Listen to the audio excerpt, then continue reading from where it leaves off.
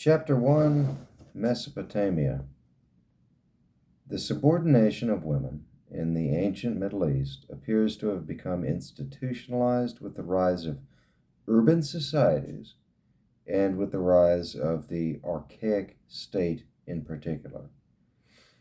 Contrary to androcentric theories proposing that the inferior social status of women is based on biology and nature, and thus has existed as long as human beings have, archaeological evidence suggests that women were held in esteem prior to the rise of urban societies, and suffered a decline in status with the emergence of urban centers and city-states.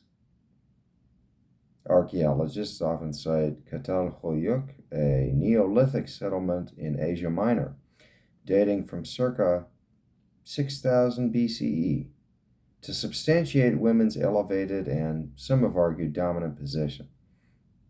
Within this settlement, the larger of the burial platforms found in the houses contained women, and the paintings and decorations on the walls of the numerous shrines prominently featured female figures.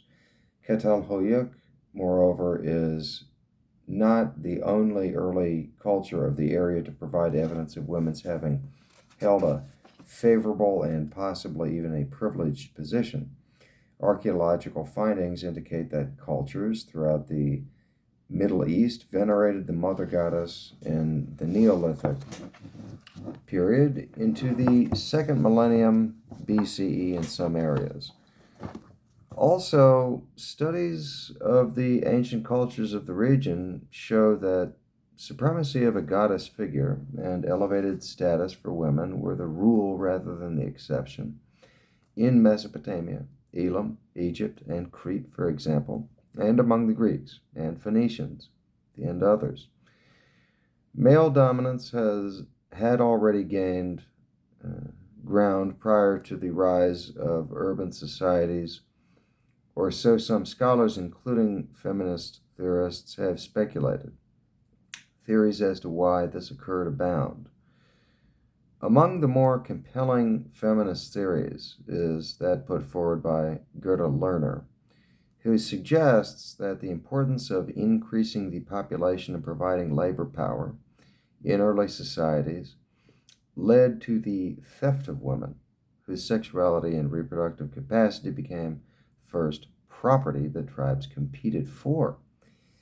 Warrior cultures favoring male dominance consequently emerged. The first urban centers of the Middle East arose in Mesopotamia, in the valleys of the Tigris and Euphrates rivers, in the southern half of modern Iraq, between 3500 and 3000 BCE. The region inhabited by Ubaydians, who established the village settlements that developed into the urban centers of Sumer, was infiltrated by Semitic nomads from the Syrian and Arabian deserts, who were often politically dominant in the ensuing periods. The Sumerians arrived probably from southwestern Asia, about 3500 BCE, and gained descendants in the following period. Writing was invented, urban centers grew in complexity, and city-states arose.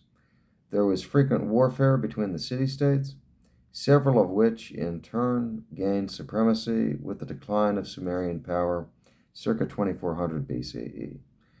The growth of complex urban societies and the increasing importance of military competitiveness further entrenched male dominance and gave rise to a class-based society in which the military and temple elites made up the propertied classes. The patriarchal family, designed to guarantee the paternity of property heirs and vesting in men the control of female sexuality, became institutionalized, codified, and upheld by the state. Women's sexuality was designated the property of men, first of the woman's father, then of her husband, and female sexual purity, virginity in particular, became negotiable, economically valuable property. This led, some have argued, to the emergence of prostitution and to the enforcement of a rigid demarcation between respectable women, wives, whose sexuality and reproductive capability belonged to one man, and women who were sexually available to any man. The increasing complexity and specialization of urban society and the growth of populations comprising artisans and merchants, as well as agricultural laborers, contributed to women's further subordination by facilitating their exclusion from most of the professional classes. This exclusion contributed to the further decline of their economic contributions and consequently of their status. The decline in women's status was followed eventually by the decline of goddesses and the rise to supremacy of gods. As different city-states successively dominated the Mesopotamian region, laws governing the patriarchal family changed, tending to become progressively harsher and more restrictive toward women. For example, the Code Hammurabi, circa 1752 BCE, limited the time for which a man could pawn his wife or children to 3 years and expressly forbade beating or oppressing these debt pawns.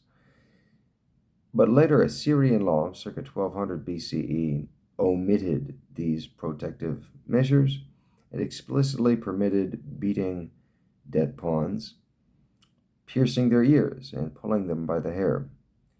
Assyrian law also permitted a husband to pull out the hair of his wife, mutilate or twist her ears with no liability attaching to him when punishing her. Laws 185. Again, in the Code Hammurabi, men could easily divorce their wives, particularly if they had not borne children, but were liable to fines, divorce money, and were required to return the dowry. The later Assyrian law, Codex, apparently allowed the husband to decide whether the wife received anything following the divorce. If a seigneur wishes to divorce his wife, if it is his will, he may give her something. If it is not his will, he need not give her anything. She shall go out empty. 183. According to the Code Hammurabi, women could obtain a divorce only with great difficulty.